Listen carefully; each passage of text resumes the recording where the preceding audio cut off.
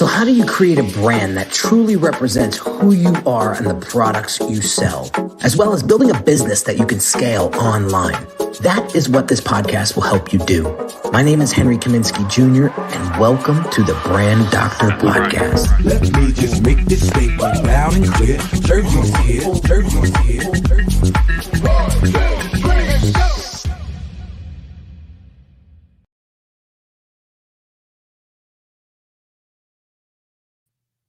Hey now. Welcome to another Brand Doctor podcast, guys. You'd think after 400 something episodes, I would have this down pat, and here I am with my arms crossed, still trying to push all the buttons that need to be pushed to get this show on the road. Oh man, today we have an awesome guest. We have an awesome topic of discussion. I know a lot of you guys are trying to build a brand to scale. I know a lot of you guys are struggling when it comes to putting all the pieces together internally so that you can deliver a beautiful external product or service. So I had the luxury of being on this Beautiful Souls podcast a couple of weeks ago. And I said, I have to have you on the show because you are such a wealth of information about building strong business infrastructures. So what I want to do is introduce Alicia Butler-Pierre to the show. How are you, doll? I am so happy to be here, Henry. You have no idea. I'm doing well. That's all. You look like $1,000,000. I wish everybody. Well, I had to do this for you. I knew I was going to be on video, so I couldn't be trifling. I love it. So for those folks that are listening to the podcast, we shoot the show live on multiple platforms, and then it typically gets published about a month later. So we will have some live guests watching the show. So I encourage everybody that's watching the show live to interact with us as much as possible. And those folks that are listening, make sure you join the Facebook group, Industry Experts That Want to Scale from 6 figures to 7 figures and beyond. Or you could just type in the Brand Doctors Hangout and it'll show up. And then you could come and hang out with us live on the show and interact with us. So I highly encourage that. And if you have any questions for Alicia, for those folks that are watching live, please drop them in the comments and we will make this as interactive as possible.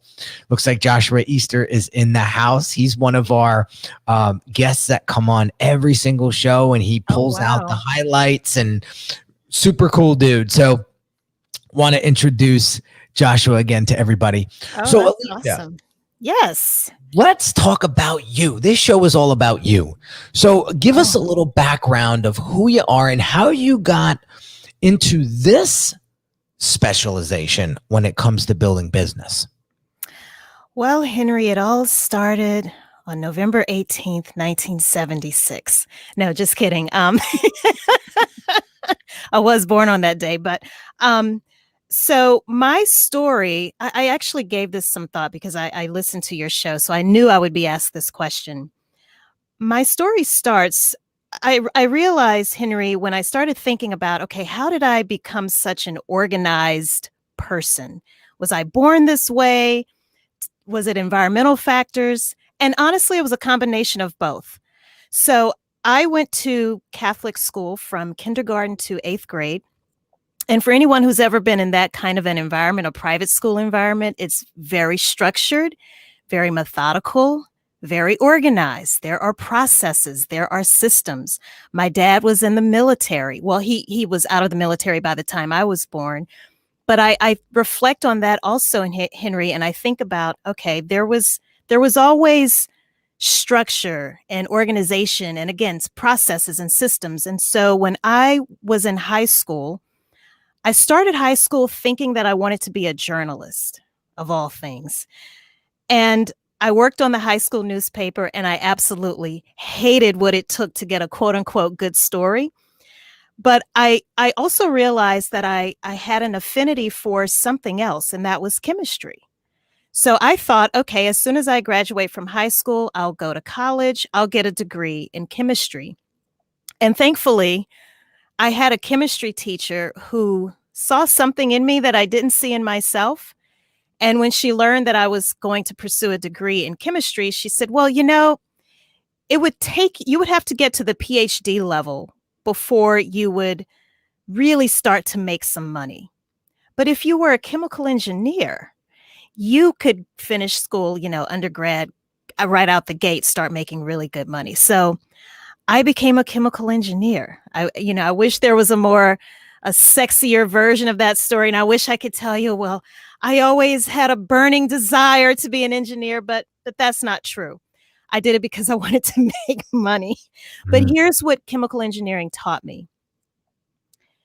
It taught me discipline, number one. It taught me the value of logical and critical thinking, deductive reasoning.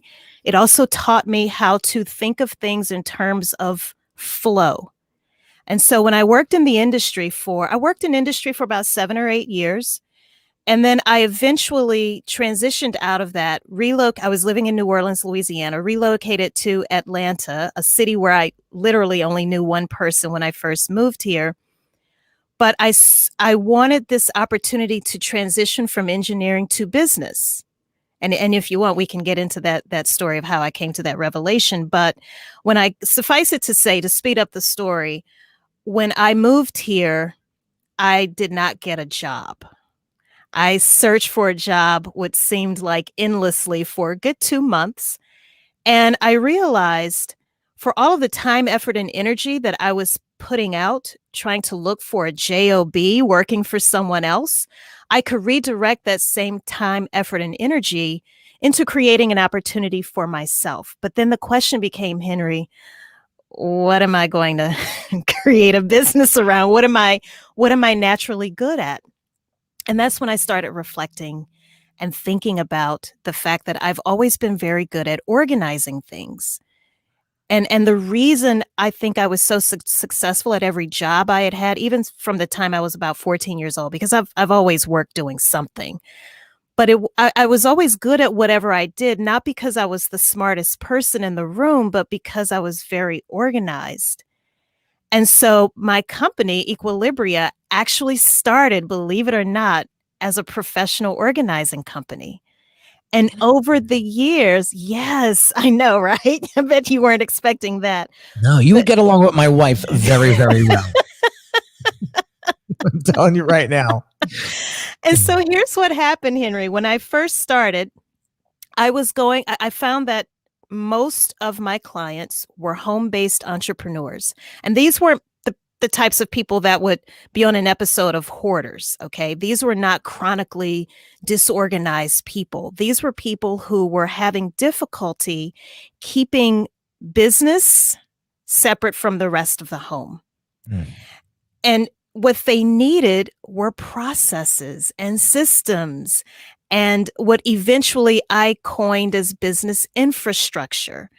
And over the years, Henry, it has evolved and morphed from being a professional organizing company to a company that provides business infrastructure. So I know that was a very long roundabout way of getting to my background and how it led to what I'm doing ultimately. And there are a lot of interesting things that have happened along that journey, but that's a Cliff Notes version. I love it. It's amazing. And it's so important. And I love those stories because it gives me an understanding of like how things became. And when it comes to branding, that's very, very important. People want to know how and how you're doing what you're doing and why you're doing it. Right. And so, Josh just said from what you were saying before that that is the power of a good mentor who sees your potential and knows some paths that you could take. And then he says, redirect the same time, effort, and energy from a job to creating something for yourself. Yeah. I mean, listen, I would rather be my own boss, honestly.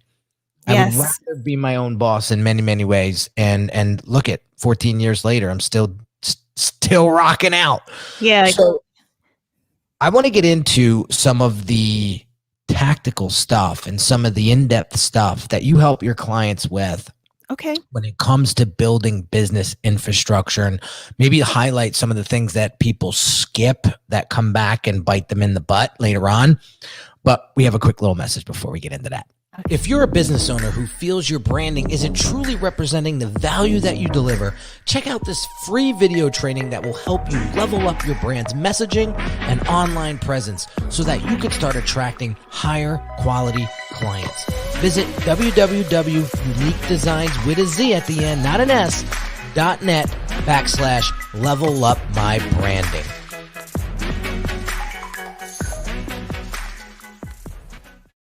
All right, so let's get into the nitty gritty. All right. So this is your show, Doll. So you tell me where you want to go with it. Where do we begin? I think, Henry, a great starting point would be to just define what the heck is business infrastructure, right? And I think when so many people hear that term, when they hear the word infrastructure, they usually think one of two things. One, they might think in terms of transportation, right? So highways, byways, planes, trains, and automobiles, ships, these different modes of transportation. So if we think about infrastructure from that perspective, it's all about how all of these different modes of communication tie together with one another for the seamless movement and flow of people and goods, physical goods. Another thing that people think of when they hear the word infrastructure, for those with a more of a technology slant, they're thinking in terms of IT, network infrastructure. So again, if we think about it from that context, we have our phones, our laptops, microphones, headset, all of these different technologies. We're hardwired to the internet, at least for this interview. That's part of your IT infrastructure, that network infrastructure, again, to make sure that everything is connected, there's communication, so that our information can be transmitted as seamlessly as possible. So if we think about those two types of infrastructure and now look at what business infrastructure actually is. Business infrastructure is when we look at your people, your processes, and your tools. And it's all about making sure they fit together like nice puzzle pieces so that work and information flows as seamlessly as possible throughout your organization. It literally sets the foundation for how you will not only grow, but scale. I know that's what your show is all about, but how you actually scale your company in a repeatable and profitable way. So that's what we mean when we say business infrastructure. Yeah, I think right away, I think hierarchy, I think org chart, I think processes, I think systems. That's what I'm thinking. And, it's very hard to scale. It's very hard to deliver a quality product if you don't have those things in place. And no matter if you're building a brand or you're building a product or you're building some sort of service-based business, it doesn't matter. Without this proper infrastructure, you're not going to be able to deliver. I've fell down a few times not having the proper infrastructure in my business. I launch a new service, people buy it like gangbusters, and then I can't deliver because the infrastructure gave out, right? So talk to us about some of the common mistakes business owners make. You actually just you stated that so beautifully and so eloquently, because that is probably, honestly, Henry, the majority of us when we start our business owners. Because think about us as entrepreneurs and the characteristics and attributes that make us the people that we are, the risk takers that we are, the people who dare to say, I'm going to be my own boss. We're visionaries. We think at a very high level. We're forward and future, we're forward thinking. We can see into the future. We don't want to get bogged down into the details. Are you kidding me? Now, some of us, we may, if we, depending on where our strengths are, like me, I like that. I can get into the trenches, into the nitty gritty, but I also like to think at that very high level as well. One of the first mistakes that business owners make is, to your point, You don't have things in place. That infrastructure does not exist. And what you stated it again perfectly. It's, what does your company look like on the inside in terms of departments? What are the tasks and activities that have to be performed within those departments? Who are the people, ideally, even if you don't have those people in place right now, who are the people ideally who should perform those different activities within each department? What are the processes, so that as you start to hire and build up your team, those people will not only know what work needs to be performed, but how to actually perform that work. It's about your records management systems, whether those records be stored digitally, physically, a combination of the two. It's all of those things, all of the details, the stuff that people say isn't sexy. See, what you do is sexy, Henry, right? It's beautiful design and branding and graphics, and that's what people see. That's what customers see. But the stuff you and I are talking about right now is the operational side, the behind the curtain stuff.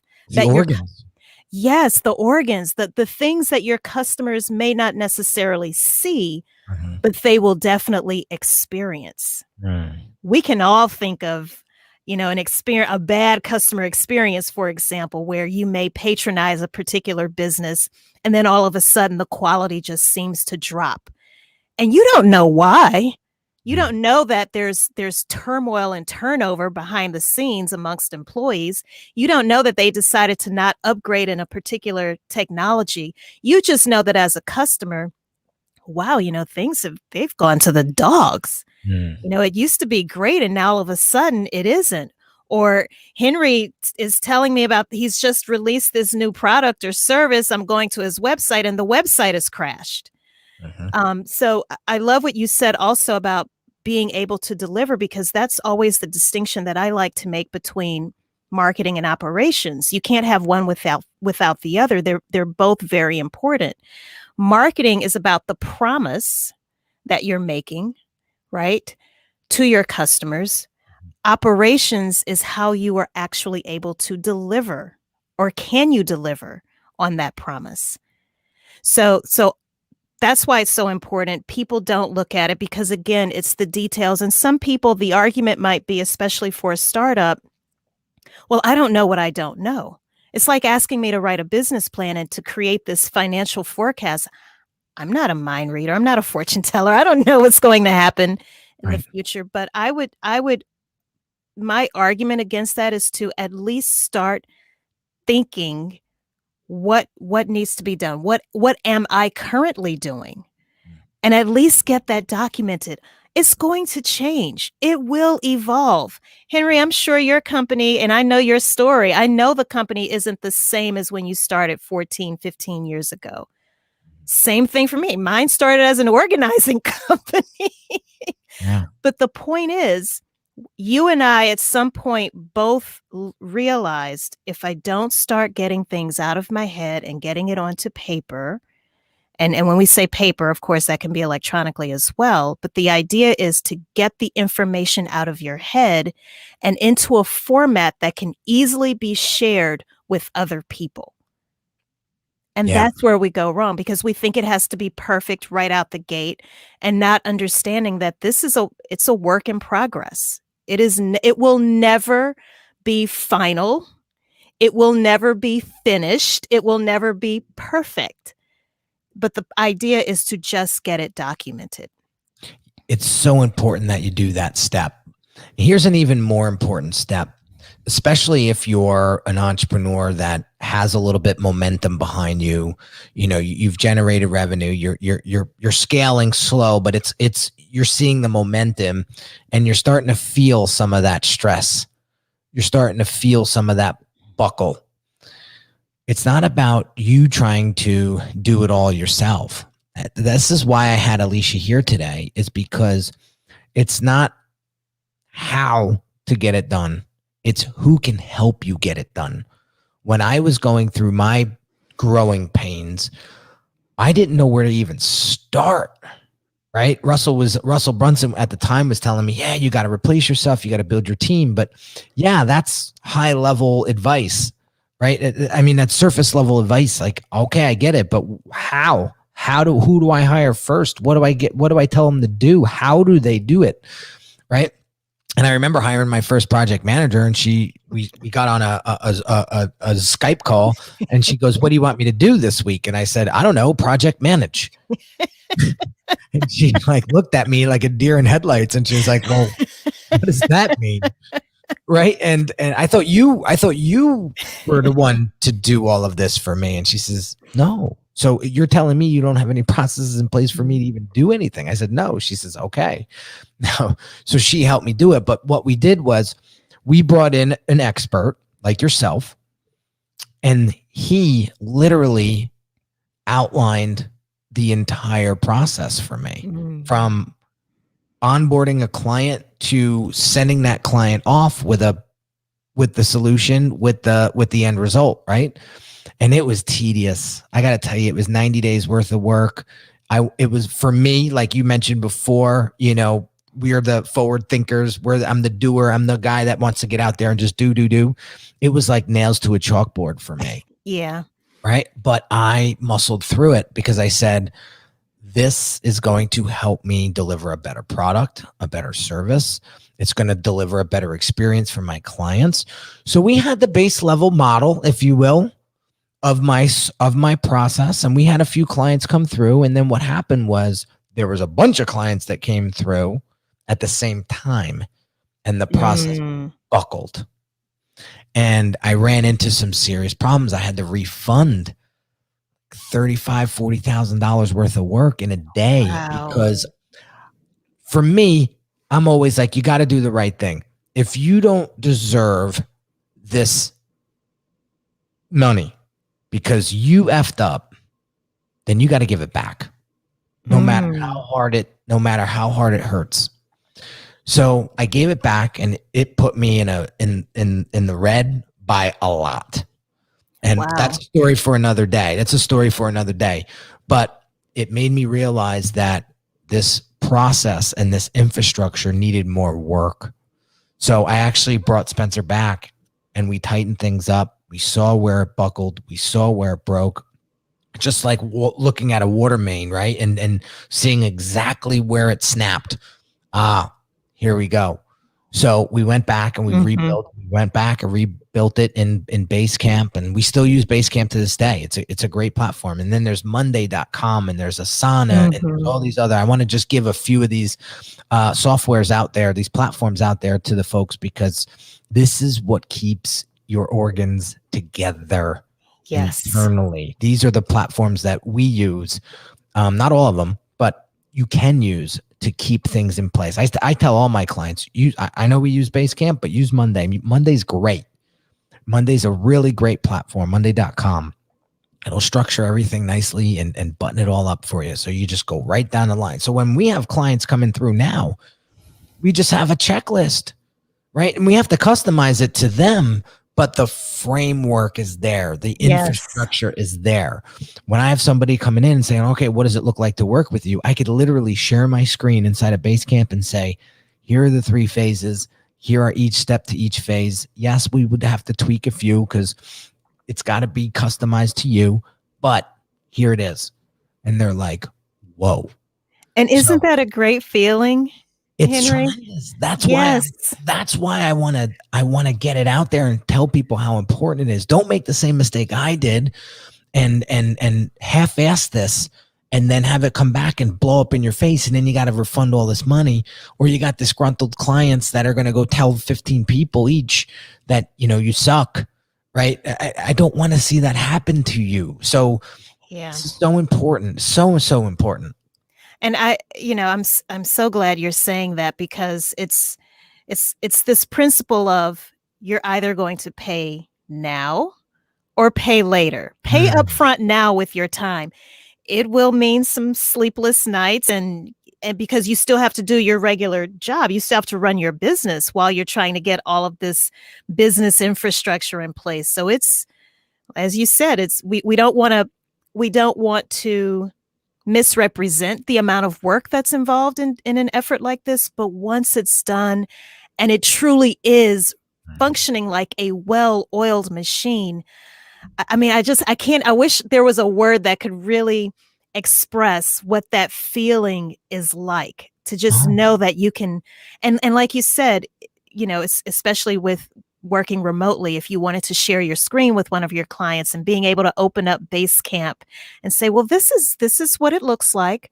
This is the first thing we're going to do. And then once we do that, this is the next thing. And then we'll do this. And this is how we're going to finalize things. It gives the client or the customer, that end user, a feeling or a sense of, Henry knows his stuff. Oh, they have their act together.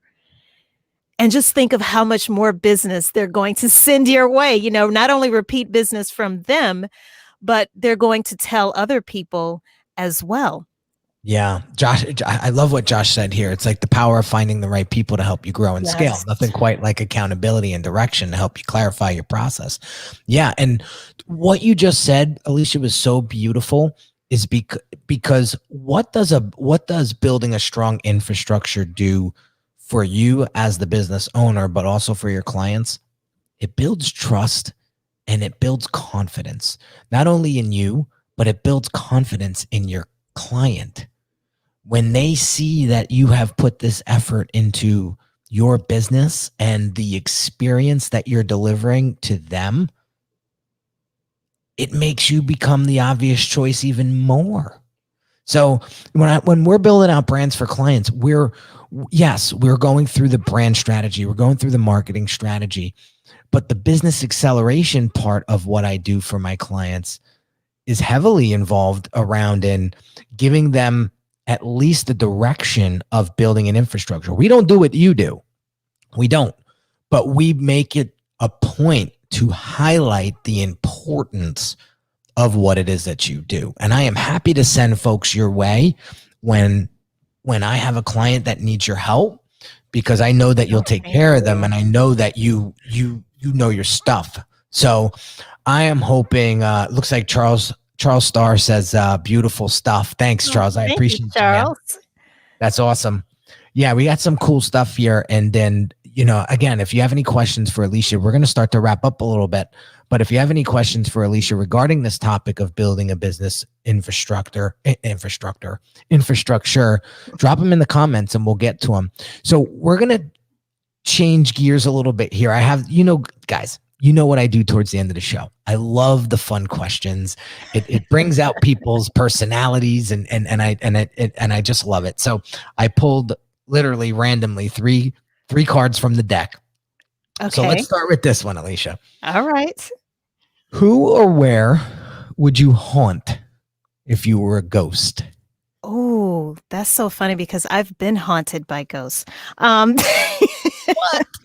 Yes, that's a whole nother podcast. Sarah Blakely, the founder of Spanx. Why so? She's all about operations. I met Sarah when I was in that period when I first relocated to Atlanta and I was trying to figure things out. I happened to go to a conference and she was one of the speakers. And this was before she became a billionaire. So humble, so relatable, so easy to talk to, funny. And I remember going up to her after her speech and I told her that I was thinking about starting this professional organizing company and what I plan to do differently with it. And she was like, that's a great idea. And ever since, I've just been following her progression, and to see where she is now, that was 16 years ago. Wow. To see where she is now, it's amazing. So yes, I would totally haunt her. That's awesome. That's awesome. Okay. Question number 2. You ready? Okay. Yes. What's something I would never guess about you? Oh, so many things. You would probably never guess. Well, let me think about that. You would never guess that I'm into astrology and numerology. Very cool. Very cool. What is your sign? I'm a Scorpio. That's my sun sign. And my moon sign is Libra, which is interesting because the word Libra is in the name of my company, Equilibria. Interesting. And that was before I even had a birth chart analysis. I've always been attracted to symbols of balance. Mm-hmm. Look at that. And it's taken you right to where you need to be today. That's right. Oh, that's amazing. Not for nothing. I am very interested in spirituality myself. And like, I know that there's a higher, I know that there's other stuff going on in our life and in our world that we don't see. You know, I've been in many experiences. I've had many experiences where I'll give you one funny one. When my mother was still alive, we were down at her house and we were talking about her father, and she had a picture of him on the top of her TV, and we were talking about him. We were laughing hysterical, and the freaking picture literally flew off like the back of the TV. The TV was in the TV was like in like a piece of furniture. So there was like a good 2 foot, right? Like, and it was a 2 foot like platform shelf that it was sitting on. And the thing just flew off the damn, and we got goosebumps. And so there is a lot more to the world than what we see here in this dimension for sure. And I do believe, I'm a Virgo. So when I see people, when I do things, I realize why I'm doing them, and it's so much more. The workaholics. The Virgos, the workaholics. Yeah. I'm still learning. My wife will tell you I'm still learning. All right. Last but not least, what's the most awkward thing that happens to you on a regular basis? There's so many awkward things that happen to me regularly. Well, pre-COVID, when we could, just freely be out and about, a lot of people don't think that I'm as old as I am. So they can speak to me not as though I'm a child, but people there are a lot of people who tend to speak to me in a very condescending tone, or a she's, because we've never seen each other in person, but I'm short. I'm 5'2". I have a small frame. And so I just wait for people to go and Google me, Henry. That's always fun when people meet me and they're like, oh, she's whatever, Alicia. But then, they go and they look you up and they're like, oh, yeah, Alicia, darling, let's meet for tea. The whole situation changes. So that's definitely something that I encounter quite a bit. Don't you love that part of yourself? Like I have a similar thing that goes on as well, but isn't that such a Jekyll and Hyde isn't the right word, but isn't it just it's such a surprise? Yeah, because you and I aren't, we don't put on any airs like some people would, and so some people, they don't know how to take that. And then when they go and they look you up and they see all of the great things that you've accomplished, like I have to tell you, I see Russell, every time I see a ClickFunnels anything, I think of you instantly, but I'm like, oh, Henry's company probably designed that, and, I can tell people like, I know Henry, and he's done a lot of work with ClickFunnels, and he's this and he's that. But people wouldn't, and I think that goes back to why I like Sarah Blakely so much, because she still has personality. She hasn't lost who she is. Yeah. Even though she's now a billionaire. So I think when other people, especially the imposters who are out there, who, try to put on a front and misrepresent themselves, it's shocking when they come across people like us who don't have to act or behave that way. We just are who we are. And we just leave it up to you to go and look us up. Yeah, they typically stay at bay. I've realized over the years. They typically keep a real long arm's length. away from folks like that. I've seen it. I've seen it. I've experienced it. And you know what? That's great. That's the personal branding that I want to build and keep as my what's the word? Force field, if you will. Right. And it's so that's amazing. I love it. You're like my wife. She's like 5 foot nothing too. And she's a bad woman in a good way. That's right. That's right. Do not want to get on Tori's bad side. That's right. But I love that. And it's funny. I get that a lot too. Like I'm fully sleeved. I have tattoos down to my wrists on both arms. I'm bald. I have a Jersey accent that's strong, and I'm not very tall, but and people think I'm this like badass when they first see me in like the first 2 seconds, right? They're like, I'm not messing with that guy. Look like he just got out of jail. Right. And then they come in and they see me on social media. They listen to the podcast. They hear my voice. And then again, my voice, deep register, like it's a completely different exterior than it is interior. But when people actually come in, it's a different experience, right? I was at Russell's event a couple years ago, and this guy comes over to me, and I'm talking with this other guy, and he kind of butts in, and he says, "You're Henry Kaminski." I says, "Yeah." He says, I got to tell you, I thought you were the biggest a-hole when I first saw you on social media. Huh. And I was like, really? I said, yeah, I get that a lot, quite frankly. People do think I'm a big J.O. when they first see me for the first time, right? And the guy sitting next to me, the guy that I was talking to, looks at me and he says, "Henry, never say that again." And like, you could have heard a pin drop. And I was like, wow. Felt like I was being like taught a lesson, and I was. He said, "That's not your problem that he thinks that way. That's his problem." And I'll never forget that. And the guy that was talking to me, he said, "Well, yeah, no, but once I realized who you were and I got to know you a little bit online, then like you're a completely different person, but I just wanted to tell you that," right? And that was, that happened like 5-6 years ago, and it still hits me today when that guy said that, because I always remember that. And I could always, now that's a story I could tell my son. I could tell you guys, what people say about you on the negative end, on the negative side, that's their problem. That's not yours, unless there's truth to it. Unless there's truth to it, because the universe is going to tell you when your ego's getting too big. It's told me plenty of times. And it just puts me right back in my place. Right. But so I will say that humbly, because I wasn't always like that.